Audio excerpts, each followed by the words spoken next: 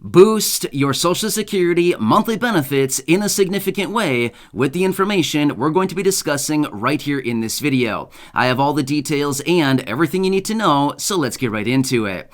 Alright, so with this information we're going to be discussing in this video, you can boost your benefits in a pretty significant way. And no, we are not waiting for congressional approval, we're not waiting for some special bill to be passed, and no, we are not waiting for some special provisions to be put in place. This is something that is already in place, has been for a very long time, and Social Security beneficiaries can take advantage of this right away. So I want to give you all the details about this because you could actually raise your benefit significantly to the tune of about 8% every single year, which, by the way, no, we are not talking about the annual cost of living adjustment. In fact, that is above and beyond this other 8% we're going to be discussing right here in this video. So I want to give you all the details so that you can make the best decisions based on your situation, because you've been paying into the system through payroll taxes going into Social Security for many, many, many years. As a result of that, I want to make sure that you have the best information and you can make the best decisions based on your situation to see what is best for you and how you can maximize your monthly benefit. So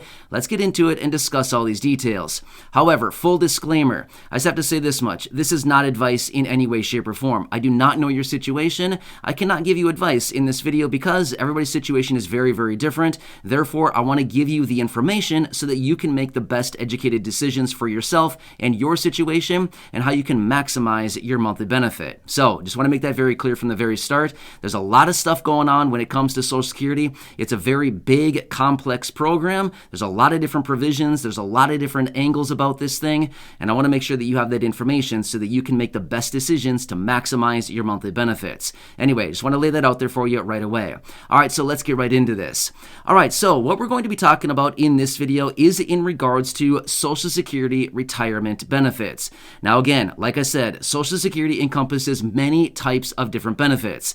Social Security retirement, SSDI, Social Security disability insurance, there's survivor's benefits, and then of course there's also SSI, that is technically not Social Security, but it is administered under the Social Security umbrella. So like I said, there's a lot of different moving parts here, and it depends on the type of benefit that you are actually claiming to determine how much you can actually draw from those benefits. And there's many different provisions around and different rules around all these different benefits. But what we're talking about here is directly related to Social Security retirement benefits. So just want to make that very clear from the very start here.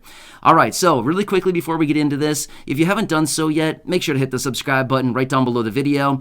I'm doing all this research every single day, boiling it all down to keep you updated with everything going on right now when it comes to everything that's circling around out there, as well as keeping you updated and helping you out with your Social Security or monthly benefits, whether it's retirement or disability, SSDI, survivors, SSI, VA, RRB, even low income, no income, seniors, older adults, elderly, people with disabilities. I'm doing everything I possibly can to find information for you. Make sure that you're staying updated with everything going on, and anytime that anything comes up with it's pertaining to money, benefits, programs, anything else that we can possibly get our hands on right now, of course, I want to be here for you, laying it all out and making sure that you can take advantage of all of these different programs that continue to pop up right here, right now. So again, thanks so much for joining me. Please make sure to subscribe down below if you haven't done so yet, and let's get right into the details about this.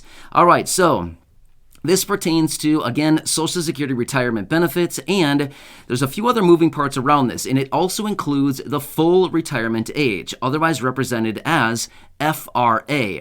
So if you've been looking at Social Security benefits, you've probably seen this acronym flown around a few times. We've talked about it a number of times here in separate videos, but FRA, it's a very important year and number that you need to recognize, okay? So if you're not familiar with what this is, let me quickly lay it out, because this is actually something very, very important when it comes to this pretty significant raise to your monthly benefits. So here's basically what it lays out to.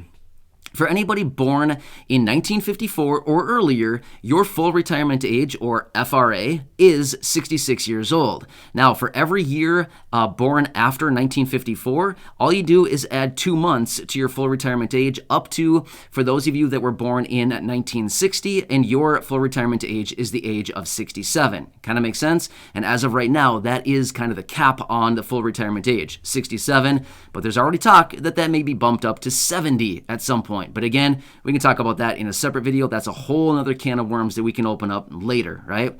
All right, so now that you know when your full retirement age is based on your year of birth, now we need to take that into consideration. Now, here's what it comes down to. If you're somebody who is considering filing for Social Security benefits, if you delay the actual filing for your benefits for every month after your full retirement age. In other words, let's just say that you were born in 1954, okay?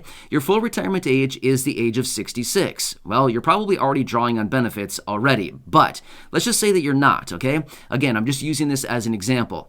So for somebody who was born in 1954, your full retirement age being 66, for every month that you delay claiming your benefits after your full retirement age, your benefit will be increased by 2/3 of 1% per month for every month after your full retirement age up to the age of 70. Make sense? So here's how this annualizes out. On an annualized basis, if you continue to hold off on claiming your benefits per month, your benefits will raise by 0.667% every single month until the age 70, provided you do not claim benefits. So this actually annualizes out to 8% per year that you do not claim your benefits after your full retirement age, which, by the way, this is not before your full retirement age. This is after your full retirement age.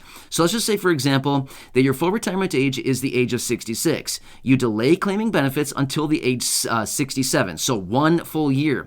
Your benefits have now been increased by 8% as a result of this. Pretty nice, right? Well, if you actually calculate it out, depending on the benefit that you may be receiving, that's pretty big. I mean, that's a pretty nice substantial raise. In fact, that is about the same as what the COLA will probably be going forward this next year. However, the COLA next year, or coming in later this year and then going into effect next year, will probably even be higher than 8%. But realistically, prior to that, the last time that we've seen a COLA anywhere near 8% was back in the early 80s. So my point is, an 8% raise to your monthly benefit is actually pretty significant, right? So it's actually a pretty big deal. So 8% is kind of something that you may want to consider going forward if this is your situation. But again, not here to tell you what to do. I'm here to give you the information so that you can make the best decisions based on your situation. Now let's figure this out. Now remember this, let's just say that your full retirement age, once again, is the age of 66. If you delay benefits for 2 years, as in you start claiming at age 68, your benefits would be increased by 16%. 8% for 2 years would be 16% raise on your benefits. Pretty substantial, right? Yeah, that's a pretty big raise to your benefits. That's way more than what a COLA will give you. And by the way, if you actually delay at claiming your benefits, when you do start to claim your benefits and you start to receive those benefits, even with the higher benefit, that'll be your permanent benefit going forward. And on top of that, you will continue to get the annual cost of living adjustment. So you're kind of stacking rewards at this point.